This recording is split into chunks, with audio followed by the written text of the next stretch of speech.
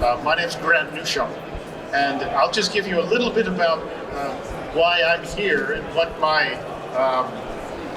the connection to this is, besides being obviously part of CPAC. But in 2020, I was asked to go to South Korea and to examine allegations of electoral fraud in the 2020 National Assembly elections. And I wasn't busy at the time, so I was glad to go and see what happened. And I must say, I wasn't expecting to find much, if anything, because everyone remembers that famous, if you're old enough, there's that famous picture of President Harry Truman holding up a newspaper saying, "Dewey wins." And my point is that elections often turn out in strange ways that you don't expect, and that's what I was expecting. But after I got there, and I started to interview witnesses, and that I realized very quickly that something very strange and bad had happened in South Korea. And the evidence, as I saw it, was overwhelming that the National Assembly elections, which gave the leftist opposition a very strong majority in the National Assembly, their Congress, that had happened. And I came away convinced, and I have looked into the 2024 National Assembly elections, and basically the same thing happened. So I say that is what the evidence told me, and why I'm here. And you notice these days you hear about Ukraine, you hear about Gaza, Taiwan's problems, but what we don't hear is an impending disaster in South Korea. That doesn't get attention, but it deserves a lot more. So what we're going to start off is move into this quickly, and we hope to have some time for questions as well. And we'll start off with Gordon Chang, who I don't think I should be up there. Oh, he's behind me, so he's the most important guy. And Gordon's going to sort of give us an orientation.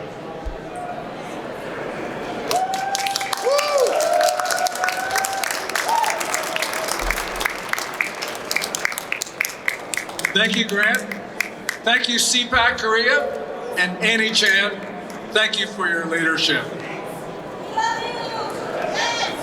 CPAC Korea is now protecting the world's most vulnerable democracy.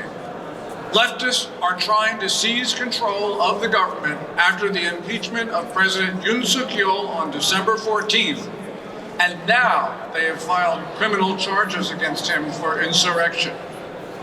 The only thing that is protecting democracy in South Korea are conservatives in the cold, on the streets, confronting leftists on Seoul and Daegu and so many other cities.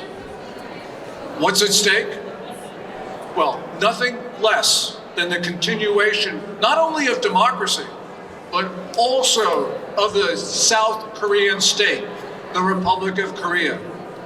If you want to know where the front line of democracy and freedom today is, it is in the streets of Seoul. Now, that's the summary. Let's get started.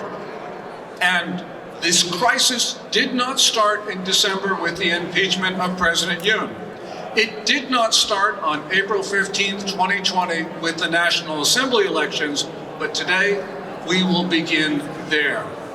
And on that day, in the election, it resulted in an uninspected, overwhelming victory for Minju, the Democratic Party of Korea.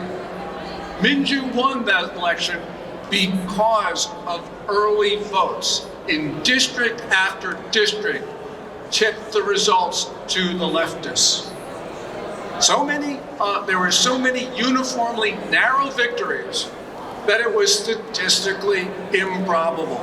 As one observer said, either God did it or the election was rigged. I know God did not vote in that election, but the Chinese rigged it. The National Election Committee, what they did was they used servers from Huawei Technologies, the Chinese company, which Beijing was able to access.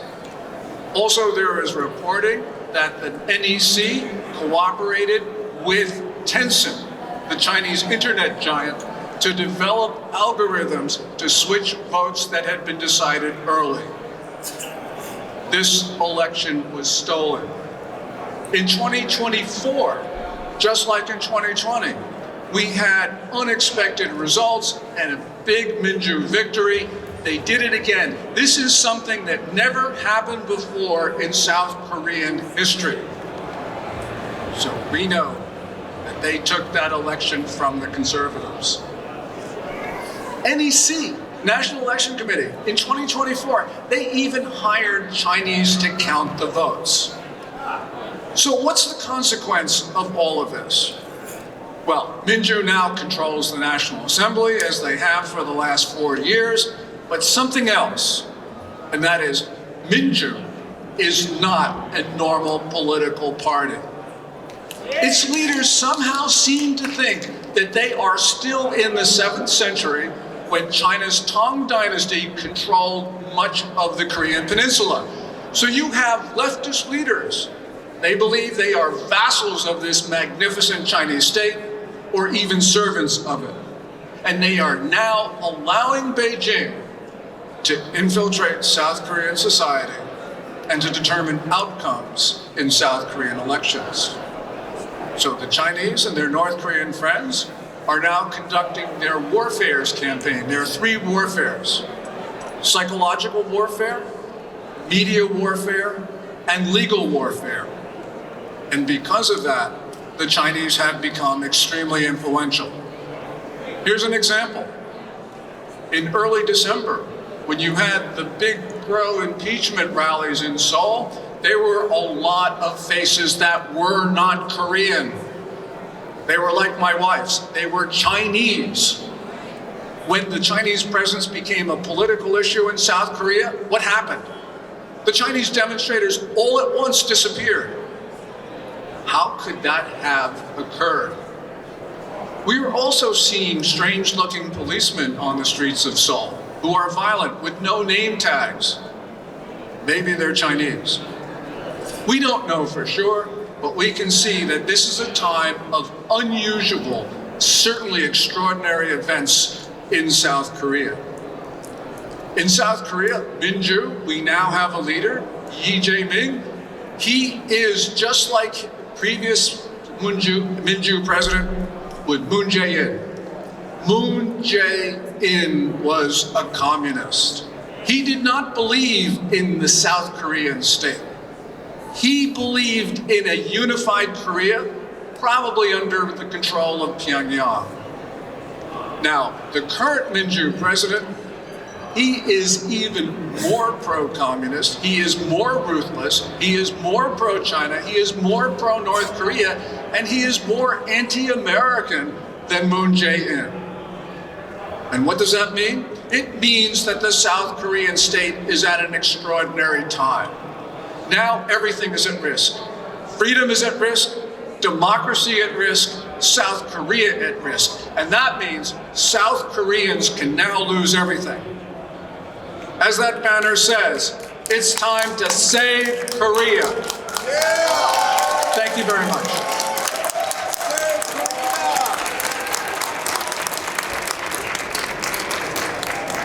Okay, thank you very much, Gordon. You heard that quote Gordon just said about the 2020 election being either rigged or else God did it. Actually, the person who said that was the former president of South Korea's equivalent of MIT. What do you say? You'd better take that seriously, yet the government in South Korea did not. Now let's get started. I want to sort of get a sense of the current situation in South Korea. And Professor Choi, I wonder if you could just speak for a minute or two to explain to the audience what's going on in South Korea as you see it. Yeah, thank you very much. What's going on is very simple. We have crisis. President is being impeached, and the impeachment trial will be expedited because there is sort of left-wing coalition in judiciary. They are expediting the process. So probably someday in March, final verdict will be issued. So we don't have much time. That's what's going on. And if President Yoon is forced to step down, then what happens? I believe because the main reason why President announced the martial law is to investigate election fraud, and he sent more than 300 troops to search National Election Commission. That's pretty much obvious. So once President end up being impeached, then it's very difficult to talk about election fraud issue in Korea. Then, there will be regular election fraud, and the Chinese Communist Party will definitely be behind. So then, President, mayor, governor, all the public officials in Korea will be elected among pro-China group of people. Then Korea will quickly turn into pro-China country. Then I think China will have a really easy access through Korea to the Pacific Ocean. That's really what China is aiming at. Then probably that will be pretty much national threat to America. It's really issue of national security to the America. That's my view. Yes, and one last question for you, sir. You and Attorney Park next to you have been very active in trying to expose electoral fraud of what has happened on multiple occasions. How has that been? Has it been easy for you? Have you been pressured? What are the difficulties? You had a hard time. Yeah, mainstream media, legacy media in Korea, they are, I believe, controlled by foreign influence, definitely. So although we had a lot of thousands of time of street demonstration, actually there are 20 Seoul National University students joining us today. So they are in the black outfit, and they even go to the street, and we have really thousand times street demonstration. We in front of street and in front of the American embassy and Chinese embassy, Blue House. But all those activities were not properly reported through mainstream media. That's what's going in Korea. So I think the Chinese influence definitely there. It was extremely difficult to let ordinary people know what the election fraud issue in Korea. Yes, even some people who have actually raised these charges have been threatened with arrest. You couldn't even say it in South Korea, and even now it's difficult, which sounds familiar, I think, to many of us here. Yes, Attorney Park. Yes. I'm shocked. I'm very shocked to search the Korean election fraud. I realized the intervention of China, especially I think I saw the Huawei's Wi-Fi signals near election offices. I was very shocked. I never sent the Wi-Fi the name of Huawei. But there is Wi-Fi signals near election offices. And many election devices are made in China. And Chinese entities hold major stakes in Korean election-related companies. Shockingly, the password for Korean election system is 1, 2, 3, 4, 5. This means it's the same number of China's petition system online, a government system numbers. An internal CSP control system number is 1, 2, 3, 4, 5. But the password of Korean election system's password is 1, 2, 3, 4, 5. Chinese year sounds Wu. I think it's very dangerous to Koreans. The DPK has analysis of Korea's election date revealed on embedded ASCII code message followed by the party is CCP slogans. I was very shocked. And ballot counting centers during recounts steep and unsystem counterfeit ballots resembling freshly printed banknotes were discovered in large quantity. But in Koreans, we must fold the values, but the Chinese members, the CCP, never fold. It's just proof of Chinese interference, I think.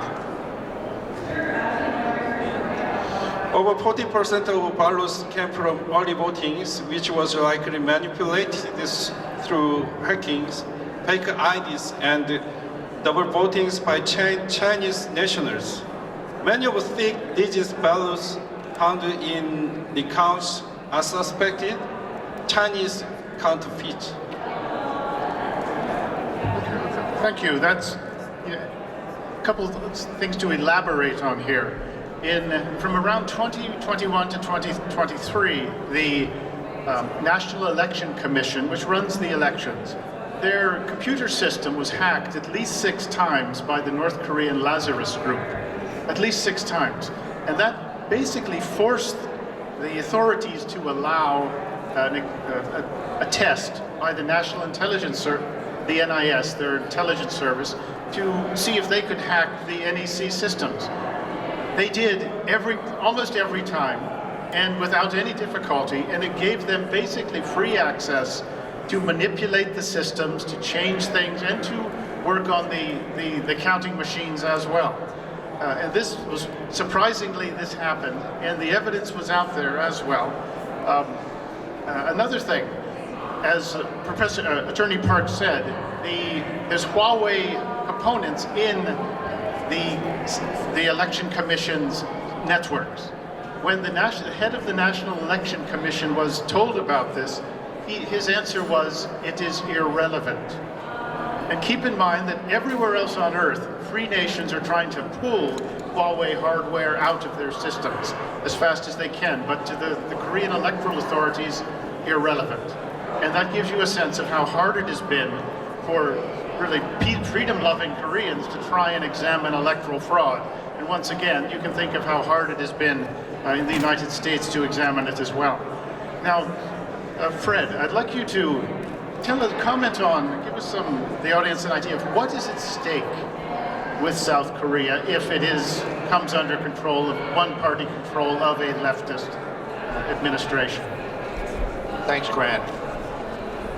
South Korea plays a crucial role in promoting security in the Asia Pacific and is a key strategic ally of the United States. That obviously gives strong motivations to China and North Korea to undermine North Korea, to create domestic instability, knowing that it will advance their interests and it will undermine American and global security.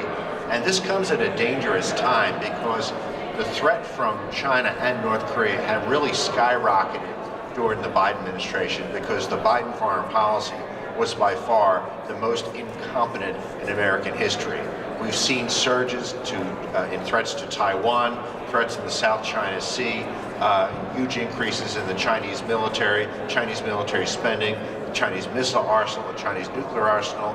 But I just want to talk about North Korea, which I don't think people are focused on. Biden decided to simply ignore North Korea. Now, you remember, Donald Trump had a very aggressive strategy.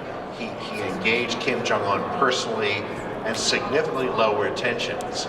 Well, given Biden's incompetence and the disastrous withdrawal from Afghanistan in the summer of 2021, Kim Jong-un decided to surge his missile program. He fired at least 90 missiles in 2022, unveiled and tested a solid fuel ICBM that can not only hit the United States, but will be easy to hide and very hard to destroy because it can be launched very quickly. We've seen North Korea joining this new axis with Russia, China, and Iran. There's talk that we already know that Iran has participated in joint military exercises, naval exercises with Russia and China. There's talk North Korea will do that too. And now we have North Korea giving weapons to Russia to use in the war in Ukraine. This includes ammunition, missiles, and troops. North Korea has become a much more dangerous rogue state than it was when Trump left the Oval Office because of the incredible incompetence and neglect of Joe Biden. Now, I think Donald Trump is going to take steps to reverse that, but there's a lot of work to do. But part of this rogue behavior by China and by North Korea is undermining South Korea's democracy. And I think that when we peel the layers of this onion back, we're going to find active effort, and we already heard some very active efforts by China and North Korea to undermine North Korea's democracy, because they are trying to undermine the security of the Asia Pacific, and if they can, drive the United States out of this region. So this election fraud issue is part of a much bigger security challenge. Fred, I'd always heard that you hear it all the time, the U.S.-South Korea relationship is rock solid, forged in blood, can't be hurt. Is it possible that this alliance could come apart? Right now, I don't think so. I think it is a rock-solid alliance. But there are leftists in South Korea who are pretty hostile to the United States, or they are too willing to appease North Korea. And that was certainly true of President Moon. But I think what we may see with the new left-wing president, he will be much worse than Moon, and we may see offers to North Korea that may give away so much freedom and security that South Korea may never get it back. Thank you. And I have a question for Ambassador Ryu. Thank you. Could you comment on what are North Korea's objectives towards South Korea? Does it really think it can take over South Korea?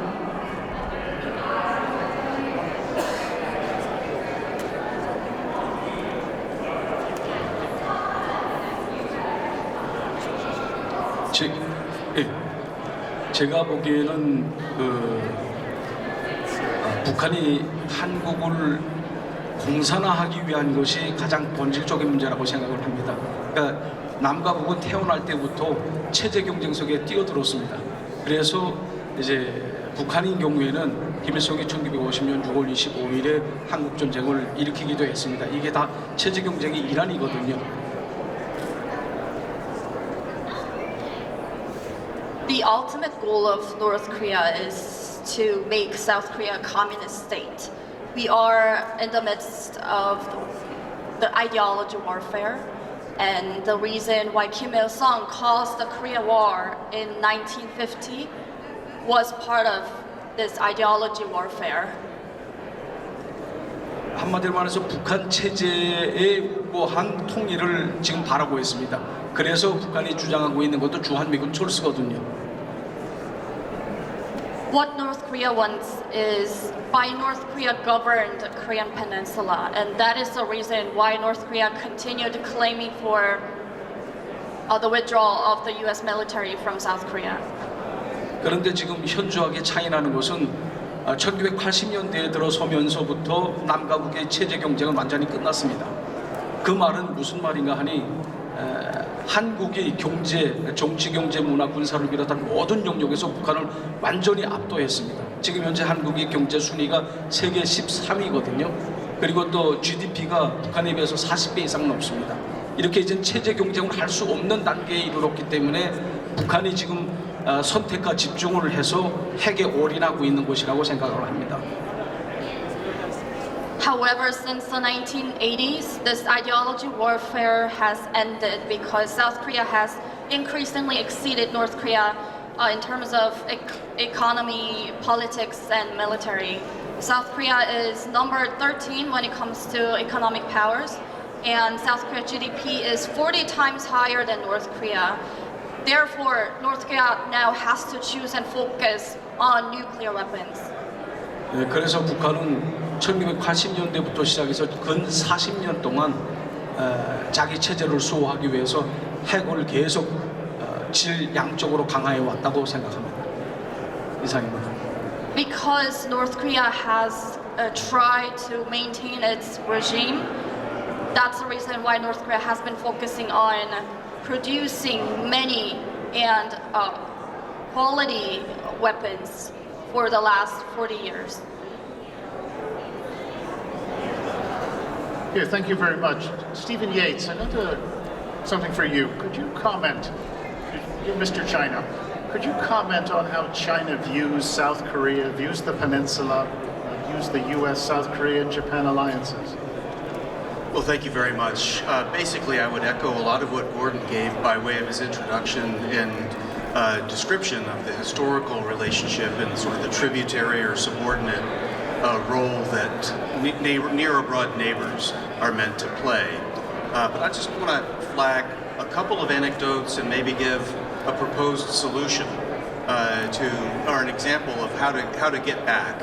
Number one, a lot of what Gordon described of plainclothes or unmarked agitators and police going in to change reality on the ground, we've seen this in Taiwan, we've seen it especially in Hong Kong. And in the erosion of freedom in Hong Kong, the great magic in a dark way of what the CCP was doing is it convinced the Hong Kong people themselves to destroy their own institutions and give up their own freedoms. And if you look, there's a second example of that that's worldwide, but it affected us here.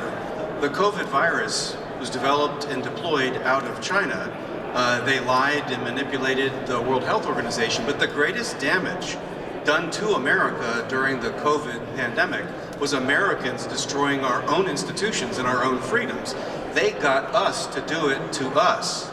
And so what Gordon and others are warning about are Chinese Communist Party influence operations where they are trying to get Koreans to destroy their own institutions, the pillars of that vaunted alliance that has been forged in blood and should be rock solid.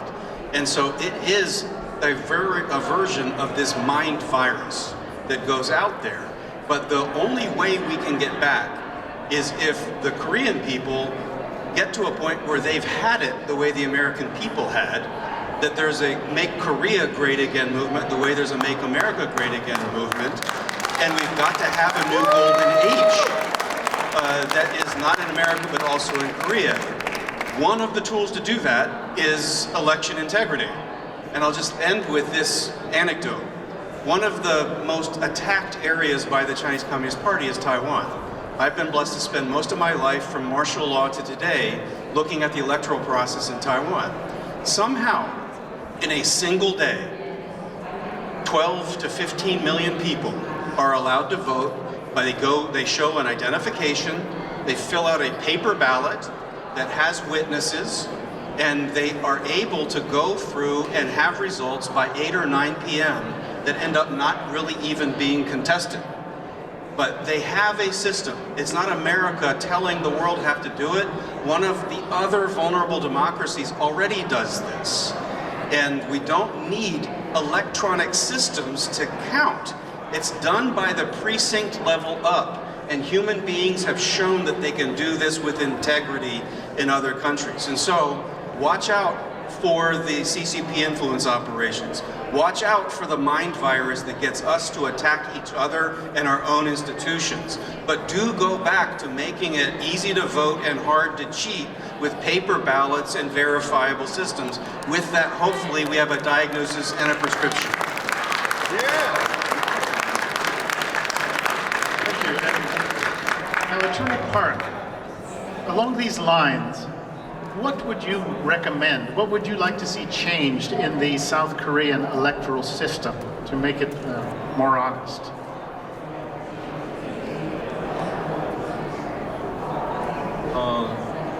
이거 한국말로 하겠습니다. 선거 제도에 있어서 이미 모범 사례가 있습니다. 그거는 바로 대만 사례고, 대만은 당일 투표 그리고 투표소 수개표를 합니다. 부재자 투표도 없고 사전 투표도 없습니다. 그리고 그 투표소에서 바로 개표를 합니다. 이런 식으로 바꾸는 것이 제일 중요하다고 생각합니다. We have a great example case on how to improve the South Korean electoral system. That is Taiwan. Taiwan has same-day voting system. They don't have early voting, and they count the ballots by hand on the day of election. 그리고 제가 생각하는 아까 프레드 프라이츠가 얘기를 했는데 over 90% of South Koreans dislike China and strongly identify as pro-Korean. In a survey conducted on right-wing YouTube channels with 40,000 participants, every single respondent expressed support for the USA and dislike for China, with 95% stating they strongly dislike China. South Korea is an anti-communist, pro-American, and freedom-loving nation. But pro-China politicians, there are many pro-China politicians, but the most of Koreans are pro-American. I want to say this. Yes, that's one of the peculiarities of the current situation, is that despite how well the leftist Democratic Party of Korea has done in these elections, and they are, by their own admission, they're pro-North Korea, pro-China, they see the United States as the problem. In fact, when they impeached President Yoon, one of the charges was that Yoon had been he had been antagonizing North Korea and the Chinese, and he'd been too friendly to the Japanese. And sort of by definition, this is also saying he's too close to the Americans as well.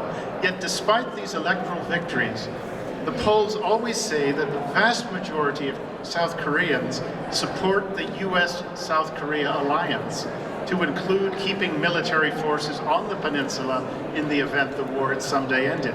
So it's one of these paradoxes that, like any place, you have to dig into it a bit to kind of understand it. And just an interesting anecdote that I've discovered when I did my research is that, and Attorney Park had mentioned it, but I just want to highlight it, is some of the evidence provided was these pristine ballots, just like stacked up and had never been moved at all, and sometimes they were glued together, and this was presented to the courts as evidence. And the excuse given by the National Election Commission was, well, this is special paper. So if you crinkle it, it goes back to like being flat. You should come up with a better story if you're going to sort of try and address evidence in that way. Now, Professor Tan, or Ambassador Tan, excuse me, you've worked on these peninsula issues, human rights in particular. What do you think the possibility of future unification is? Could you comment on that? I actually believe that we will see a united Korea someday. I have hope that that is the case. If you look at the Korean Peninsula at night, you see darkness over the northern part of the peninsula, and you see the southern part of the peninsula lit up like a Christmas tree. And this is a metaphor of the two Koreas as they are currently divided. North Korea is the most unjust, wicked, oppressive regime on planet Earth. And I'm saying that as someone whose job it was to deal with unjust regimes all over the world. It is number one along those lines, bar none. A friend of mine once described it, if you know the Lord of the Rings series, as Mordor. This is the heart of darkness in there. And a wicked regime as evil as North Korea will not be able to stand for a long time by historical standards. It will fall. Exactly how, exactly when, God knows. But will it be sustainable over a long time by historical standards? I would say no way, and history teaches us that.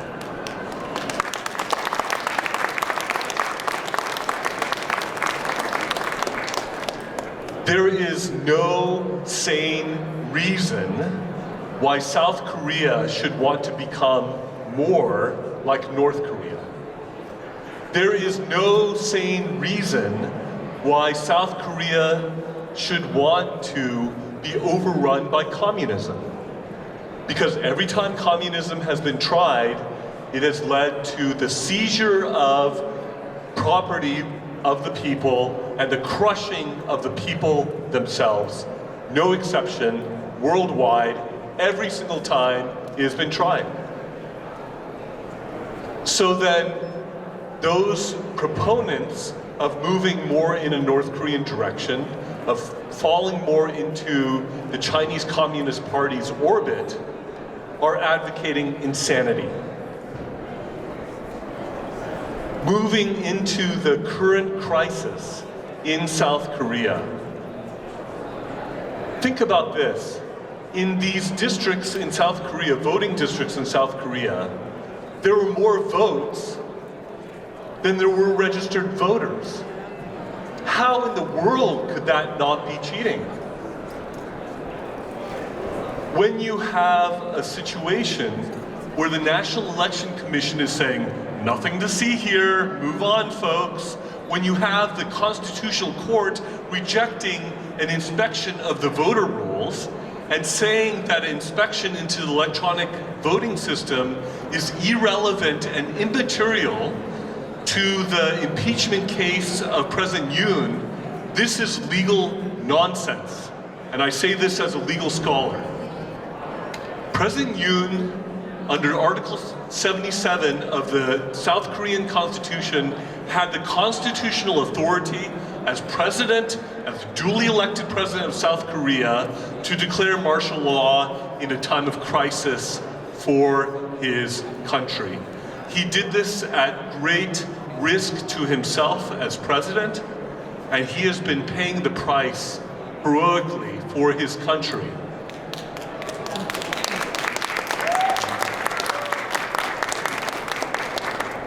For daring to do that, he is being treated as if he is some kind of criminal.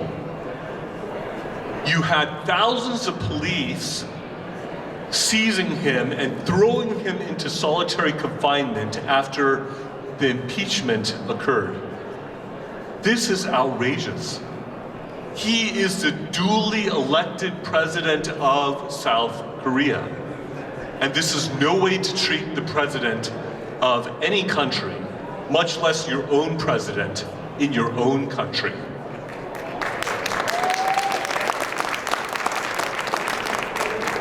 The Constitutional Court of South Korea should know that they are being watched.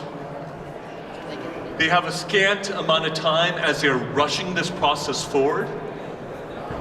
And more, the world is watching.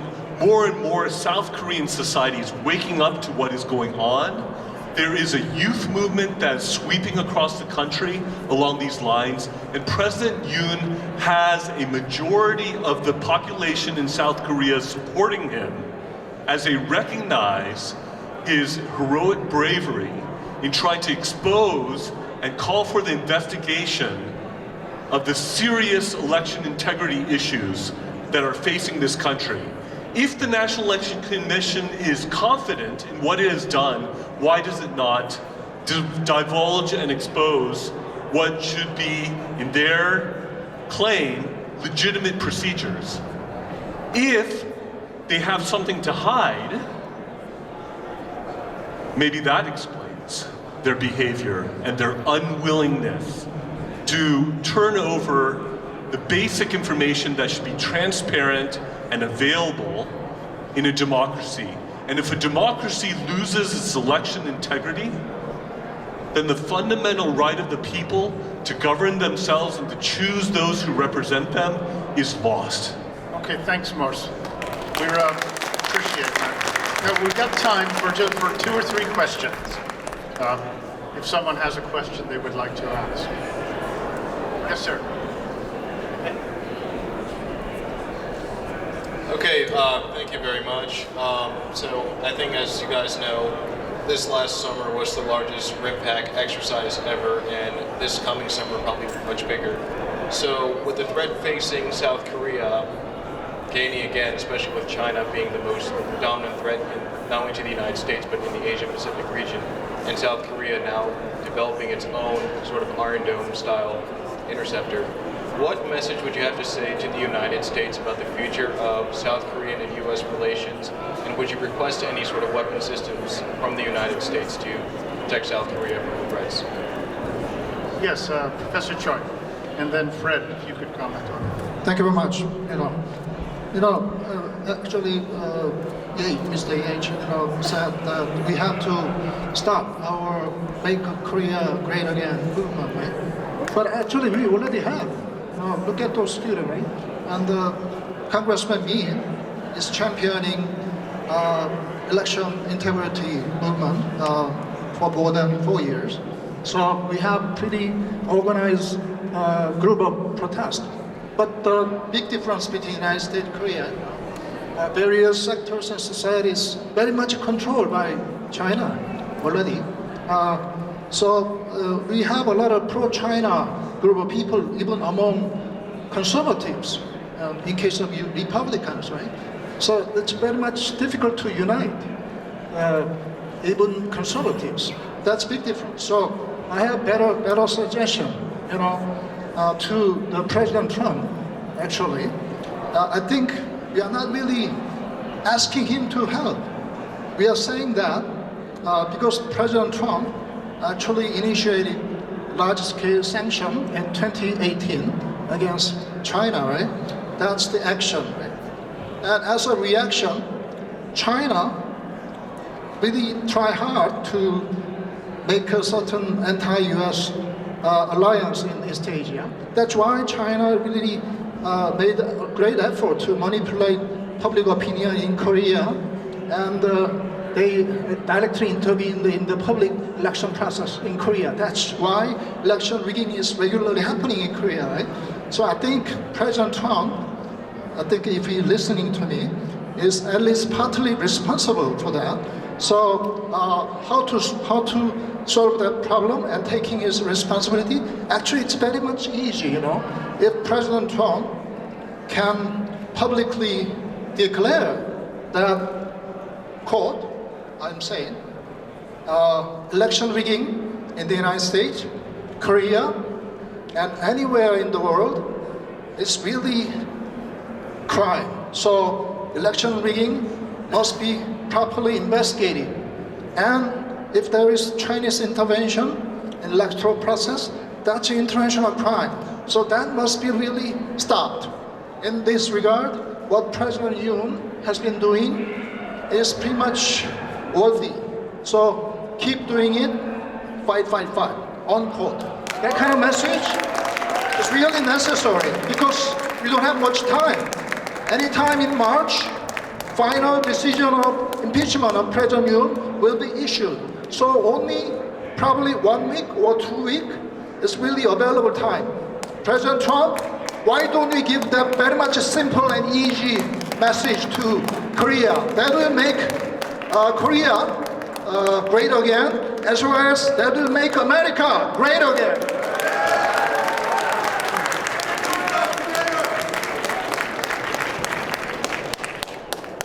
I'm very sorry that President Yoon may not be working with President Trump. I hope he is, because he demonstrated extraordinary skill in foreign policy.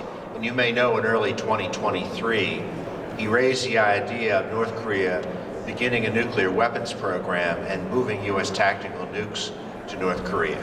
And he did this because of the surge in threats from North Korea during 2022, including the surge in missile tests. This stunned the Biden administration and got them to start paying attention to our friends in the Asia Pacific. And it led to the Washington Declaration, an arrangement under which South Korea will have a say in the use of U.S. nuclear weapons against North Korea in the event there's a conflict. It also led to the Camp David principles, the joint meeting between the U.S., Japan, and South Korea, in which they agreed to cooperate more closely to promote security in the region. There's been a number of joint military exercises. These are great things, but look, these were done because of the leadership of South Korea and Japan, and they were reactive. Joe Biden can't go around bragging that he did these things. This was a result of his incompetence. Now, recently we saw the U.S. deployed a B-1B bomber in a joint air exercise over the South Korean peninsula. This was the first deployment of a strategic asset by the Trump administration since the election.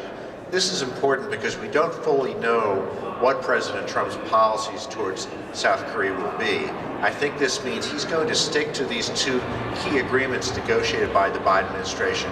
He's going to continue joint military exercises, and I think there's going to be a very strong joint effort by the U.S., Japan, and South Korea to stand up to the growing threat from China and North Korea, and we will see more exercises like we just saw with the B-1B bomber. Thanks, Fred. Yes, sir. Yes, one more. Thank you very much, Fred, for that very insightful analysis on the strategic alliance on the military front. And I have a question for Mr. Gordon Chang. Could you indulge us of what President Xi, People Liberation Army, of what Fred just said, and if that will have a greater influence on Kim Jong-un and how our new defense administration is going to respond to those changing demographics. Thank you very much.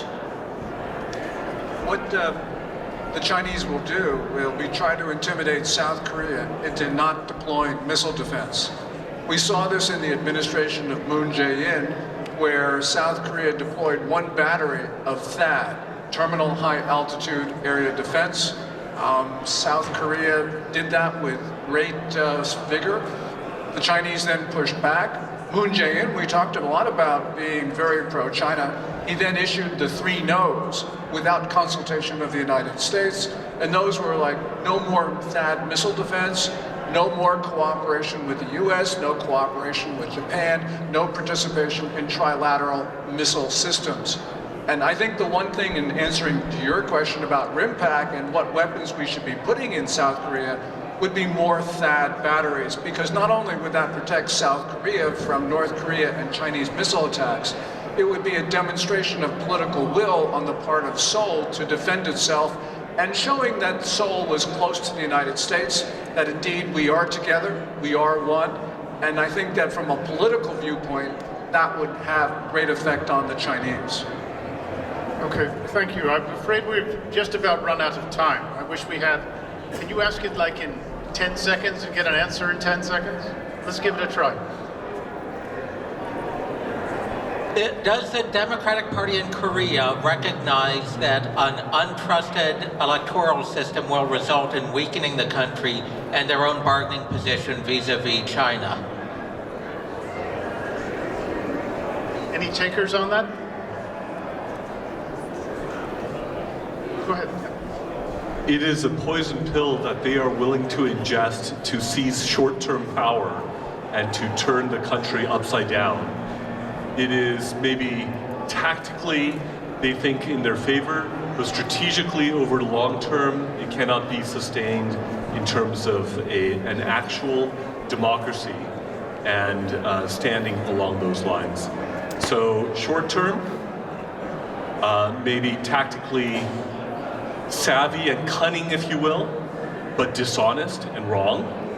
But long term, unsustainable if you want a democracy to remain in South Korea.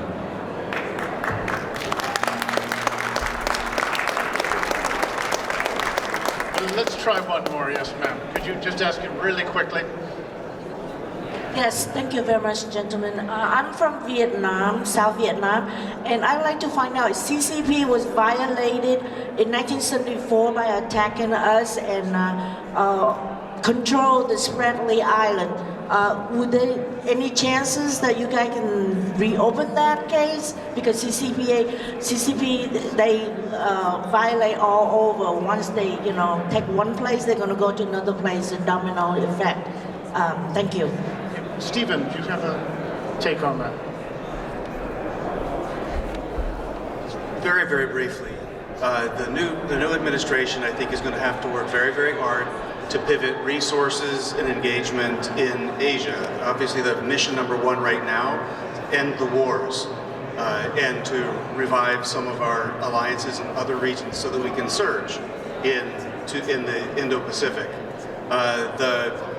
The areas where China has been very aggressive with outrageous territorial claims have really gone too far. They've even awakened countries like the Philippines and others. I hope that we seize this opportunity. It's going to be important work ahead. We have to be very brief in the answer because of time, but this is clearly an area where the free world needs to stand shoulder to shoulder, and we need to help our friends be able to protect themselves. Okay, thank you. I'm afraid we are out of time, but I'll just close it out. That what you get a sense of all of this, and I think everyone here knows it, is the centrality, the importance of free, honest elections to everything that we've got. And where I was really reminded of it is when I got involved in this question in South Korea, because this was entirely done by citizens who were distressed at what had happened. They're the ones who produced this overwhelming evidence in the face of opposition. So I think everyone here recognizes the importance of honest elections, and it is something that both the United States and this administration and South Korea have in common and have an interest in looking into it. And I would comment that I wish we had more time. You can apply for college credit afterwards if you would like, but I apologize for not giving people more time to talk, but I appreciate you coming, and thank you as well for the audience as well. And if you want to talk to somebody afterwards, please come up. Thank you.